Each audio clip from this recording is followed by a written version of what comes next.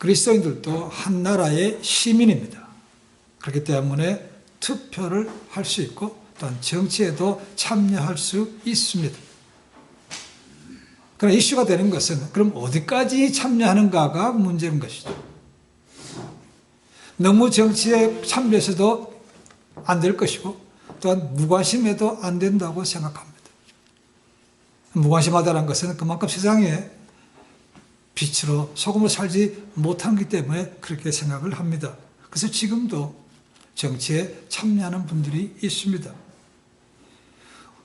우선 그리스도인은 한 나라의 시민이기 때문에 그 나라의 법을 잘 지켜야만 됩니다. 세금도 잘 낼 수 있으며 공공질서도 잘 지켜야 됩니다. 그리고 무엇인지 바르게 행하는 것이 있어야만 됩니다. 그렇지만 그것이 우리의 믿음과 양심에 거스르는 것을 할 때는 거기에 대해서 반대할 수 있어야만 됩니다. 예를 들면 예배를 드리지 말라거나 모이지를 말라거나 아니면 우상을 숭배하든가 아니면 사람을 신격화하는 것들 그리고 동성 결혼을 합법화하라 인정하라고 하는 것들은 이런 것은 우리의 신앙과 맞지가 않는 것이죠. 그럴 때는 우리가 핍박을 각오해서라도 담대하게 반대할 수 있어야만 맞습니다.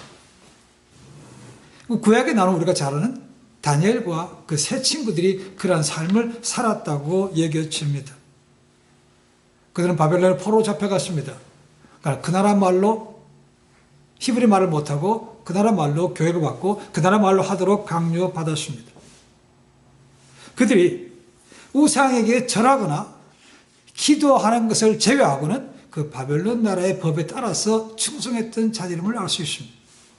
어쩌면 그들은 그렇게 이방 나라, 이스라엘을 침공했던 그런 나라에 순종하는 그들이 자기 동족들에게는 매국노라고 비춰질 수도 있었다고 얘기해줍니다.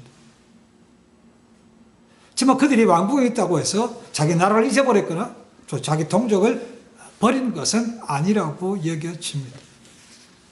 어쩌면 그들이 자기 동족들과 함께 생활하지는 못했지만 그들을 위해서 기도했고 또 언젠가 돌아갈지도 모르는 그것 때문에 그들이 모든 준비를 기도하면서 마쳤을 거라고 생각을 합니다. 또 이스라엘이 가장 영적으로 힘들었던 때가 북이스라엘의 아합 왕 때라고 얘기합니다. 그 아합 왕 때 있었던 선지자가 바로 엘리야 선지자입니다. 엘리야 선지자가 그 왕이 하는 모든 정치에 대해서 반대한 것이지만 그 왕권을 부정한 것은 아니었습니다. 그는 정책이 하나님 보시기에 합당하지 않다고 그는 담대하게 얘기했고 그것 때문에 죽음 위기에 몰려서 도망쳤습니다. 그런 선지자가 있는 반면에 또 한 사람이 있습니다. 오바댜라는 사람입니다. 요즘 얘기하면 내무부 장관 정도 된다고 생각합니다. 그 사람은 그 아합 왕 밑에 있으면서 그분을 섬겼던 사람입니다. 그렇지만 그는 자기의 믿음대로 믿는 사람들을 오히려 왕 모르게 숨겨주었던 그런 사람이기도 합니다. 나중에 엘리야 선지자와 아합 왕을 만나게 해주는 다리 역할도 그 사람이 했습니다. 종교개혁자 칼빈은 이 믿는 사람들의 정치하는 참여에 대해서 많은 고민을 했던 사람이었습니다. 왜냐하면 그 당시에는 너무나 많은 핍박이 있었기 때문에 그렇습니다. 개인적으로 하는 것은 굉장히 위험한 것이죠. 정말 목숨을 걸어야만 됩니다. 그래서 칼빈이 생각한 것은 개인이 할 수 있지만 개인이 하는 것은 한계가 있고 그 목숨을 걸어야 되기 때문에 기존의 기득권자들을 이용하는 것이 좋다고 생각했습니다. 힘이 있는 사람들을 이용한다는 것이죠. 어떻게 보면. 그 당시에 있었던 제후들이라든가 아니면 의회의 의원들 그들을 통해서 하나님의 역사를 펼쳐나갈 수 있다고 생각했다는 것입니다. 그래서 공권력도 동원해서 믿음 사람이라면 사용할 수 있다고 본 것이죠. 그것이 더 힘있게 할 수 있다고 생각했습니다. 이 권세와 권력에 관한 것은 꼭 정치에만 국한된 것은 아닙니다. 사회 어디에서나 볼 수 있습니다. 오늘 우리가 말씀을 나눈 이 노조, 고용주와 고용인의 관계에서도 분명히 볼 수가 있습니다. 어느 각 나라나 노동조합, 노조라는 것이 있습니다. 좋은 면도 있지만 부정적인 면도 있습니다. 당연히 일하는 분들의 권익을 위해서 있는 것은 마땅하지만 너무 자기들의 권리를 세우다 보면 사회적으로 민폐가 되는 경우도 적지 않기 때문에 그것도 참 애매한 문제입니다. 그러면 믿는 사람들은 노조에 참여하면 안 되는가? 그렇지 않습니다. 분명히 참여할 수 있어야만 됩니다. 그러나 지나치게 이념적이거나 지나치게 자기들의 이익을 위해서만 과격한 행동을 하는 것은 분명히 삼가야 한다고 여겨집니다. 예수님 당시를 보시면 예수님 당시는 로마가 유대 세상을 지배하고 있던 때였습니다. 그러니까 유대인들은 그 당시에 가지고 있는 것이 메시아 대망 사상이었습니다. 하나님께 약속하실 때 메시아가 와야 한다는 것이죠. 그러나 그들이 기대했던 메시아 상은 구원을 주는 그런 분이 아니었습니다. 모세와 같이 위대한 정치적인 지도자가 오기를 원했다는 것이죠. 그래서 그분이 오시면 이 모든 로마의 압제에서 해방시켜주고 자유함을 주는 그런 사람이 있기를 기대했다는 것입니다. 그러니까 나사렛 촌동로에서 목소리 지렸던 예수님을 메시아로 인정할 수가 없는 거죠. 예수님은 이 땅에 때가 되셔서 오셨지만 이스라엘 백성들이 원하는 대로 무력으로 로마에 대항해서 나라를 독립하고 하지 않았습니다. 그것은 그의 본분이 아니었습니다. 왕에 대해서도 반란을 일으키지도 않았습니다. 늘 가난한 자들과 소외된 자들과 죄인들을 위해서 일하셨고 그들의 필요를 채워주셨습니다. 그러나 그들을 이용해서 정치적으로 이용해서 데모를 하거나 반정부 투쟁을 절대로 하지 않았습니다. 그 투쟁이라는 것은 하나님 나라의 방법이 아니었기 때문에 그분이 이 땅에 오셔서 그 모든 것을 제자들에게부터 보여주기 시작하였습니다. 예수님은 힘이 없으신 분이 아니었습니다. 그런데도 불구하고 하나님의 말씀에 순종해서 순순히 로마 군인들에게 잡혀가셨고 공의원들에게도 잡혀갔습니다. 불법적인 재판을 잡아내서도 한마디 말씀도 안 하셨고 묵묵히 그 길을 가셨습니다. 그분이 능력이 없어 그렇습니까? 말집이 없어 그렇습니까? 절대로 그렇지 않습니다. 우리 사람들은 또한 겟세마네 동산 잡혀가실 때 베드로가 나서서 칼로 제사장 말고의 귀를 잘라버렸을 때 분명히 또한 말씀해 주셨습니다. 그 귀를 고쳤을 뿐만 아니고 베드로에게 말씀 주셨습니다. 칼을 든 자는 칼로 망한다는 것이죠. 그것은 절대로 앞으로 있어서는 안 된다는 겁니다. 성경 어느 곳을 보더라도 또한 기독교 역사를 보더라도 교회가 정부를 향해서 선언문을 내고 데모를 해서 그 역사를 뒤집은 경우는 없습니다. 그렇게 로마 지하에서 핍박을 받으면서도 그리스도인들은 묵묵히 자기 삶에서 정직한 삶을 살았기 때문에 그들이 오히려 로마 정부의 높은 위치에까지 올라가게 됐고 결국은 로마 정부는 기독교를 국교로 인정할 수밖에 없었던 것이죠. 절대로 데모한 것은 아니었습니다. 그러니까 좀 시간이 걸리더라도 하나님의 방법대로 하늘에 썩어져가는 미랄의 역할 그리고 빛과 소금의 역할을 감당함으로써 평화적으로 이루어져 가야만 됩니다. 성경의 가르침은 어느 곳이든지 간에 폭력은 배제하고 사랑과 용서와 화해와 대화, 기도로 풀어나가는 것을 알 수 있습니다. 예수님께서 그렇게 본을 보여주셨습니다. 이사야서 53장에 잘 나와 있는 대로 예수님께서 죄도 없이 채찍과 모욕을 당하면서도 참으셨습니다. 십자가의 고통 가운데 죽어가시면서도 아버지가 저들이 하는 것을 알지 못합니다. 저들을 용서하옵소서라는 그런 기도를 드렸습니다. 베드로와 바울도 얘기합니다. 너희가 악에 대해서 악으로 갚지 말고 오히려 선으로서 악을 이기라고 말씀했습니다. 그것이 하나님께 순종하는 것이라는 거예요. 노조, 민권, 학생운동 모두 있어야 되지만 그 폭력은 참 금지되어야 되는 것이 맞습니다. 오히려 좋은 것이 나쁘게 변질되는 것은 좋지가 않습니다. 또한 그런 운동이 교회를 대변하는 것으로 보여서는 저는 안 된다고 생각합니다. 그렇지만 우리가 우리 삶 속에서 묵묵히 진리를 행함을 통해서 그것이 틀렸다는 것을 보여주는 것이 맞다고 생각합니다. 당연히 그런 아픔들을 기억하며 기도도 해야 되는 것이죠. 5장 22절부터 시작했던 가정에 대한 교훈은 오늘 말씀으로 끝이 납니다. 부부에게 주셨던 말씀, 부모 자녀 간의 관계의 말씀, 그리고 고용인과 피고용인간의 말씀으로 끝이 납니다. 이 가정에 대한 말씀인데 어떻게 상종과 종들에 관한 말씀으로 이어집니까? 어떻게 그것이 포함됩니까? 라는 것입니다. 그러나 그 당시에 사회 구조를 보면 이것도 종과 주인의 관계도 가정 문제에 연결된다는 것을 생각해 볼 수 있습니다. 오늘날은 노예 제도가 없습니다. 그러나 당시에는 노예 제도가 아주 보편적인 제도였습니다. 우리가 노예라고 생각하면 가장 먼저 기억날 수 있는 것은 힘든 노동한다, 인권도 없고 자유도 없는 그런 것이다라고 생각하지만 반드시 그렇지는 않습니다.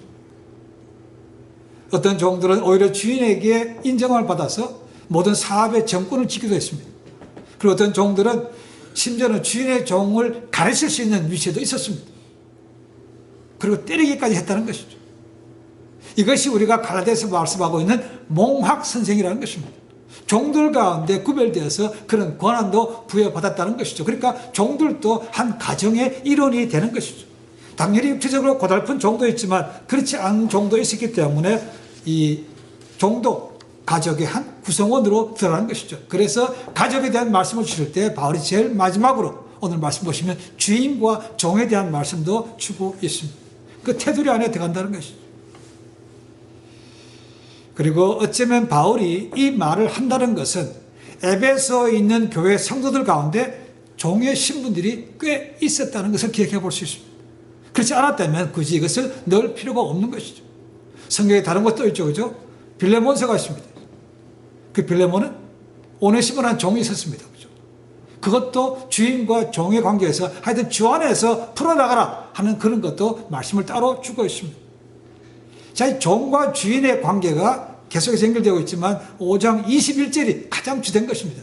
21절에 그리스도 안에서 피차 복종하라는 것입니다. 피차 복종하라. 이 원리가 모든 가정에 다 적용되는 것이죠. 가정에게도 아내에게도 자녀에게도 종과 주인에게도 다 관계된다는 것입니다. 이 원리로 돌아갈 때 이 믿음의 사람들이 속한 공동체가 가정이든 직장이든 것이 회복된다는 것입니다. 자, 종들에게 주는 가르침은 5절부터 8절까지 4절이나 되지만 주인에게 주는 것은 한 절밖에 안 됩니다. 그렇다고 해서 종들에게 더 많은 부담이 가고 주인은 적다, 그런 것은 아닙니다. 동일하게 주는 것이죠. 그러니까 나중에 보시면 보겠지만 주인들에게도 뭡니까? 너희들도 이와 같이 하여 종들과 똑같이 하라는 것입니다. 자, 바로 먼저 종들에게 권면하고 있습니다. 뭐라고 하니까 한마디로 얘기하면 육체의 상전에게 순종하라. 이건 뭐 그 당시에 보면 당연한 말입니다. 그렇죠? 종이 주인에게 하는 것은 당연한 것이 아닌가 얘기지만 종들 입장에서 보면 꼭 믿는 사람들도 다를 게 없네 라는 불만을 가질 수 있는 그런 말을 하고 있습니다. 그러나 바울은 이것이 피차 풀어야 될 문제이기 때문에 주 안에서 담대하게 하나님의 원리를 그들에게 말해주고 있습니다. 어떻게 순종하는가? 바로 오늘 말씀 보니까 구체적으로 3가지로 순종하라고 방법을 알려주고 있습니다. 첫 번째는 두려움을 가지고 순종하라고 말합니다. 여기서 두려워한다는 것은 단지 공포 개념이 아닙니다. 주인이 권력을 가졌기 때문에 약자로서 그냥 할 수 없이 하는 그런 개념이 아닙니다. 이 말은 실수를 하지 않으려고 애쓰는 마음을 의미합니다. 다른 말로 하면 두려움이 아무것도 없다면 주인을 우습게 여긴다는 것이죠. 그러니까 자기 마음대로 한다는 것입니다. 그런 것이 아니고 세상도 주인에 대한 공경심과 무덤을 가지고 해야 자기의 주어진 일을 열심히 할 수 있다는 것입니다. 긴장된 마음으로 하라는 것입니다. 이것이 우리가 똑같이 하나님을 두려워하는 것과 같은 것이죠. 우리가 하나님 보이지 않는다고 해서 두려워하지도 않고 존경심도 없으니까 내 마음대로 하는 것이죠. 말은 그렇게 하지만 우리가 주인 될 때가 많은 것도 여전히 그분을 두려워하지 않기 때문에 그런 것이죠. 그래서 성경에 보면 하나님을 여호와를 두려워하라, 경외하라는 말이 참 많이 나옵니다. 바울은 그들에게, 종들에게 너희가 두려움을 가지고 주인에게 순종하라고 말하고 있습니다. 두 번째는 성실한 마음으로 순종하라고 되어 있습니다. 이 성실하다는 말은 원래 뜻을 보니까 두 마음이 아니고 한 마음으로 하라고 되어 있습니다. 무슨 뜻인가? 주인이 보이는 데 앞에서는 하라는 척하고 안 보면 뒤에 가서 적당히 하는 그런 말을 얘기하고 있다는 것입니다. 뭐 주인은 모를 수 있습니다. 그렇죠? 없을 테니까. 그러나 모든 것을 아시는 하나님은 아신다는 거죠. 이제 그것이 오늘 여기 그렇게 하지 말고 성실한 마음, 눈 가림만 하지 말고 주님을 기쁘게 하는 것처럼 하라고 되어 있다는 것이죠. 그래서 성경에서는 보면 위선적인 거라고 되어 있습니다. 예수님께서 바리새인과 서기관들 주셨던 말이 그거죠. 이 외식하는 자들아라고 주신 거죠. 이 독사의 자식들아, 이렇게 말씀하신 것이 그들입니다. 그들이 앞으로는 율법을 잘 지키는 거 하지만 뒤에는 돈을 좋아하고 모든 불법을 했던 것들이 그들이 많았다는 것이죠. 지금 바로 그걸 기억하고 종들도 주의를 두려움으로, 그다음 성실한 마음으로, 두 마음이 아니고 신실하게 정직하게 하라고 말하고 있는 것이죠. 어느 회사에 아키텍처 펌, 건축 회사에 열심히 섬겼던 사람이 이제 은퇴할 나이가 돼서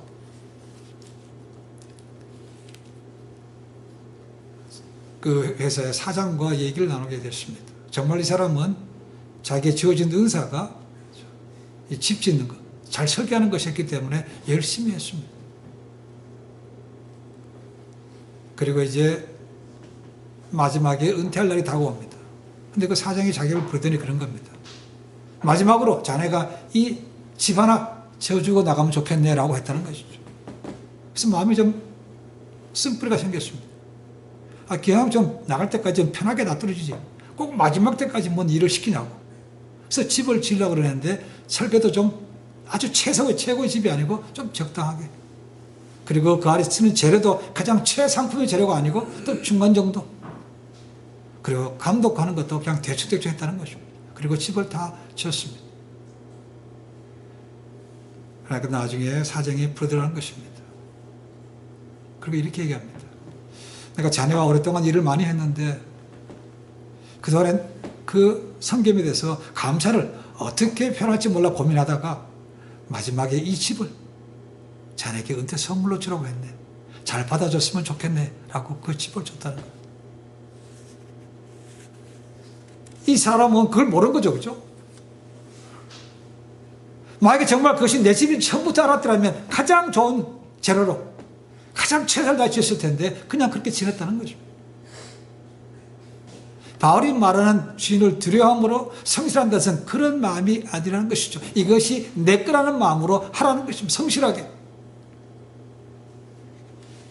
언젠가 우리는 우리 심판주 되시는 주님 앞에 서서 우리가 살아왔던 모든 삶에 대해서 우리가 심판을 받게 됩니다.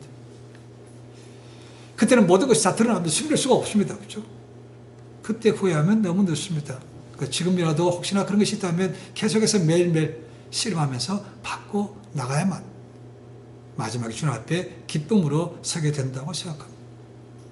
주일 예배도 마찬가지입니다. 일주일에 한 번씩 좀 쉬고 싶은데 드려야 되는 그런 예배가 아니고 하나님 앞에 나가서 드리고 내가 다시 충전받기를 바라는 기쁨 사모하는 그런 마음으로 오셔야 주님께서 기뻐하시지 않겠습니까?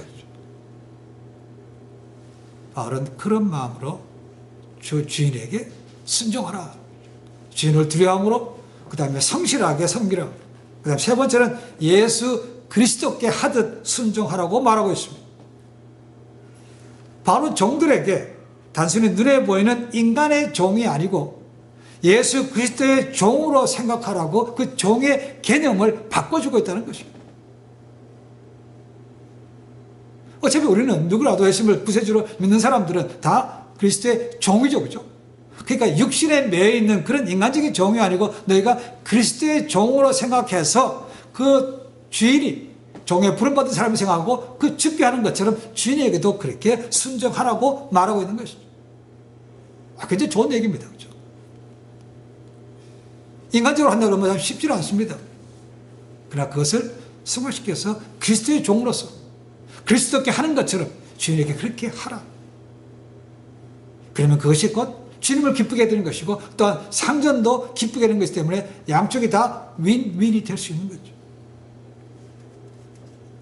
우리는 많은 게 그렇게 하지 않으면서 쉽게 이런 말을 하죠. 그죠? 아유, 나 혼자 그렇게 열심히 한다고 뭐 달라집니까? 라고 해요.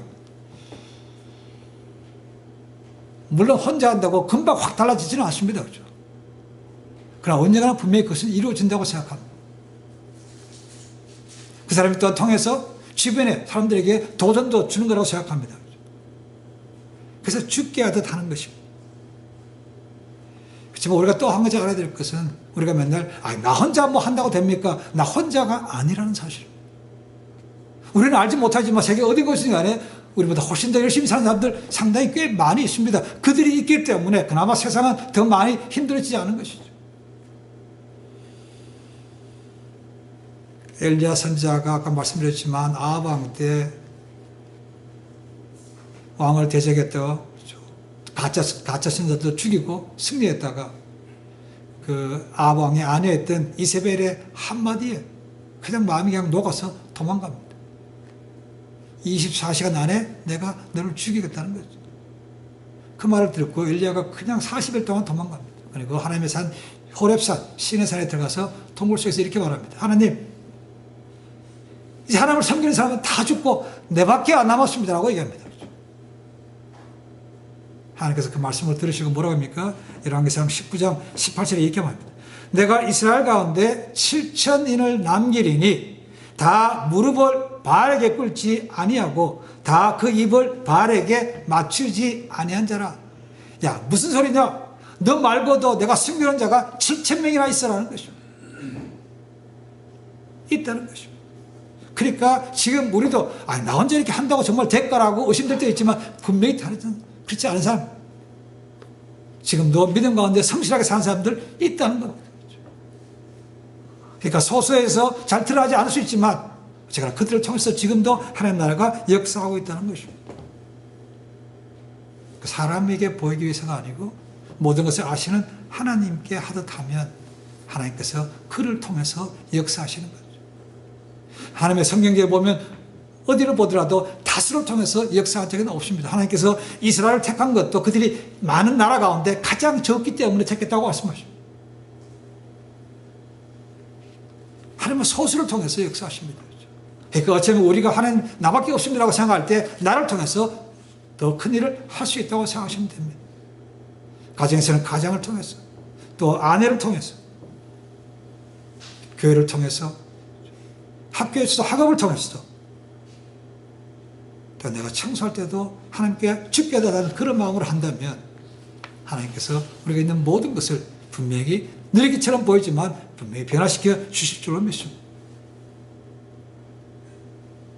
바울은 종들에게 너희가 주인에게 상전에게 순종하라, 두려운 마음으로 성실하게 그리고 죽게 하듯 하라고 권면하고, 두 번째로는 주인에게 한 절로 교훈을 줍니다. 뭐라고 됩니까? 한마디로 주인들도 이와 같이 하라고 되어 있습니다. 종들처럼 같이 그런 마음으로 해야 된다는 것입니다. 그러니까 하나님의 원리는 종이나 주인이나 피차 같은 것이죠. 그러니까 피차 같은 거니까 내가 피차 서로 복종한 것이 맞는 것이죠. 그래서 5장 21절이 모든 이 6장 9절까지 다 연결이 되는 것입니다. 이와 같이 하면서 주인은 뭐라고 합니까? 종들에 대해서 위협하지 말라, 협박하지 말라고 합니다. 권위를 이용해서 그들을 업신여기거나 그들이 하지 못할 것을 강제로 강압하는 것은 맞지 않다는 것입니다. 여러분, 권력이 그런 거 아닙니까? 이 권력에 한번 맛을 들면 참 그것에서 벗어나기가 쉽지 않습니다. 자기가 권력을 쥐지 않았어요. 그런데 권력을 쥔 사람의 친인척만 돼도 얼마나 권력을 휘둘립니까? 이 권력이라는 것이 좋기는 좋습니다. 근데 그 주인에게, 내 밑에 종들이 있다고 해서 그 주인의 권세를 함부로 흔들리지 말고 악덕 고용업체가 되지 말라는 것입니다. 한국이나 미국이나 전 세계에 외국으로부터 들어와 있는 노동자들이 꽤 있습니다. 그렇죠? 그러니까 합법적으로 들어와 있는 사람들은 그래도 그런 자기의 보장받을 권리를 찾을 수 있지만 이 불법적으로 들어온 사람들은 그런 대우를 받지 못합니다. 부려먹을 때는 모든 것이 해줄 것처럼 얘기하면서 달콤하게 해놓고는 월급 줄 때 월급을 제대로 주지 않습니다. 지금 한국 때 보면 일하다가 다쳤는데 그 병원비를 안 주기 위해서 오히려 신고해가지고 쫓아내는 사람도 있습니다. 이런 것이 주인으로서 이 악을 행하는 것이죠. 핍박하는 것입니다. 위협하는 것이죠. 이런 것은 당연히 하지 말아야 된다는 것입니다. 왜 잘못하지 말아야 되는가? 두 가지 이유를 말하고 있습니다. 하나는 뭡니까? 주인이나 종이나 상전이 똑같다는 것입니다. 주인의 상전이나 종의 상전이 똑같다는 것은 누굴 얘기합니까? 주 예수 그리스도를 얘기하는 것이죠. 그러니까 주인의 주인도 예수님이고 종의 주인도 예수죠. 한 주인을 모셨기 때문에 내가 어떻게 보면 주 안에서는 평등하다는 것입니다. 단지 하는 역할만 다를 뿐이죠. 그렇기 때문에 너희가 주인이 권력을 함부로 해서 그들을 위협하거나 핍박하지 말라고 되시죠. 또 하나는 뭡니까? 언제가 보이지 않는 하나님 앞에 반드시 가서 우리 행위대로 심판받기 때문에 그렇습니다. 바로 그걸 이렇게 표현합니다. 그 주인은 사람을 외모로 판단하지 않으신다고 말합니다. 모든 것을 알게 공평하게 주인이라고 해서 더 높이 봐주고 종이라고 해서 더 못 받고 이런 게 아니라는 것입니다. 똑같이 심판한다는 것이에요. 외모로 취하지 않는다. 그 모든 삶을 주님께서 다 알고 계시기 때문에 거기에 온당하게 처벌하신다는 겁니다. 오히려 높이 있는 사람들에게 더 많이 가진 사람들이 더 조심해야 되는 것은 하나님께서 많이 맡긴 자들에게는 반드시 많이 찾기 때문에 더 조심해야 되는 것이 맞는 거죠. 그래서 올라갈수록 조심하는 것이 더 맞습니다. 이 올라갔을 때 조심한다는 것은 이렇게 저는 종종 이렇게 표현합니다만은 이 수력발전소와 비유가 합니다. 올라가서 낮아지라는 것입니다. 겸손한다는 것이죠. 이럴 때 파워가 생긴다는 겁니다. 그 수력발전소가 그런 거죠. 그렇죠? 댐에 물을 가득 모았다가 그 떨어뜨려서 그 낙차로 해서 전기를 일으킵니다. 이 전기가 어떻게 많이 생기는가? 물이 많으면 많을수록 그리고 높이가 높으면 높을수록 이 파워가 엄청 더 세지는 거죠. 그 비례해서 세집니다. 그러니까 세상에서 가장 큰 힘은 우리 주님부터 나왔습니다. 가장 높으신 분이 가장 이 땅에 낮게 떨어졌기 때문에 엄청난 파워로서 사람의 영혼을 바꾸는 것이죠. 구원을 줄 수 있는 것이 바로 그것입니다. 저도 마찬가지입니다. 올라갈 수 있으면 올라가십시오. 올라가서는 낮아져서 섬기는 자가 되십시오. 그러면 사람들에게 좋은 영향력을 준다는 것입니다. 영혼을 얻을 수 있다는 것입니다. 바로 지금 그것을 우리에게 알려주고 있는 것이죠. 그리스도를 믿은 사람들은 많이 배웠건 적게 배웠건 높이 올라가 있든 아니든 많이 가졌든 아니든 간에 섬기는 종으로서 섬기는 삶을 살아야 되는 것이죠. 어디 가든지 간에 죽게 하듯 하는 것이죠. 아까 말씀드렸지만 엘리야와 같은 사람도 필요하고 오바댜와 같은 사람도 필요한 것이고 오네시모 같은 사람도 필요한 것입니다. 그러니 그 삶 속에서 그 있는 곳에서 주님 말씀에 순종해 살면 그들을 통해서 주변이 변화가 되는 것이죠. 그래서 먼저 우리의 마음이 생각이 이런 마음으로 바뀌어야 되는 것입니다. 그래서 바로 로마서 12장 2절에 말합니다. 너희는 세상을 본받지 말고 오직 마음을 새롭게 함으로 하나님의 선하시고 기뻐하시고 온전한 뜻이 무엇인지 분별하도록 하라는 것입니다. 마음을 먼저 바꿔야 된다는 것입니다. 이 마음부터 잘못되면 모든 것이 달라질 수가 없습니다. 그렇죠? 마음이 아니면서 아닌 척 할 수는 있는 것이죠. 그렇죠? 앞에서는 열심히 하는 것처럼 하지만 돌아서서는 뒤에서 욕하는 것들 많이 보는 이유가 그겁니다. 우리 크리스찬들은 그런 마음이 아니라는 것이죠. 죽게 하듯 하라. 주님께서 모든 것을 보고 계신다. 그러니까 그분 앞에 서서 그분 앞에서 하는 것처럼 하라는 것입니다. 이것이 종과 주인에게 주는 그런 권면의 말씀입니다. 주인은 권력을 함부로 남용해서는 안 되는 것이고 종은 눈가림으로 아웅해서도 안 되는 것이고 죽게 하듯 성실함으로 할 때 이 노사 간의 문제가 해결되시고 오직 하나님께서 기뻐하시는 삶이 되는 것이죠. 바울은 가정해 주시는 말씀을 통해서 끝으로 종과 주인의 관계를 통해서 말씀을 주시면서 아까 말씀드렸던 5장 21절 크리스도 안에서 피차 복종하라는 것이죠. 내가 높이고 내가 낮으니까 네가 당연히 내가 따라와야 돼. 이게 아니라는 것입니다. 주인으로서 본을 보이고 인격적으로 대하면 그것이 훨씬 더 나아질 수 있다는 것이죠. 노조라는 문제도 그런 것에서 하나님의 관점에서 봐야 되는 것이지 어느 한쪽만 일을 많이 시키고 돈은 적게 주려고 그래요. 또 반대로 일은 적게 하면서 돈은 많이 받으려고 이거 해내면 문제가 해결이 안 되는 것이죠. 정말로 주님께서 보시기에 만큼 성실하게 하고 있는가 거기에 문제가 달려있는 것이죠. 바로 그 원리를 우리에게 가르치고 있습니다. 하나님은 우리 크리스찬들에게 각 필요한 은사를 주셨습니다. 모든 사람이 다 높은 데 있지 않습니다. 그렇죠? 모든 사람이 다 교수가 되고 모든 사람이 다 의사가 되고 모든 사람이 다 권력을 지닌 그런 주인의 입장이 아닙니다. 그러나 어디 있지는 간에 죽게 하듯 믿음으로 충성되게 섬기면 하나님께서 그를 통해서 놀랍게 역사하시고 세상을 조금씩 변화시켜 갑니다. 가정의 달 마지막 주일에 이 종과 주인의 말씀을 드리면서 가정의 원리와 직장의 원리가 똑같습니다. 모든 것이 주님 앞에 있으며 죽게 하듯 한다면 가정도 달라질 것이고 직장도 달라질 것이고 그로 인해서 사회도 달라질 것이라고 생각합니다. 하나님 나라를 넓어져가는 것이 우리들에게 주어졌습니다. 어떻게 하면 우리가 잘하고 못하는 것에 따라서 영향력이 달라진다는 겁니다. 우리가 못해서 하나님의 영광을 가릴 때가 더 많습니다. 이제 좀 바꾸어서 가정이든 교회든 지금 직장에서도 이런 하나님 나라를 원리를 회복해서 하나님 나라를 정말 넓혀가는데 쓰임받는 귀한 믿음의 삶이 되시기를 주님의 간절히 축원해 드립니다. 기도하겠습니다.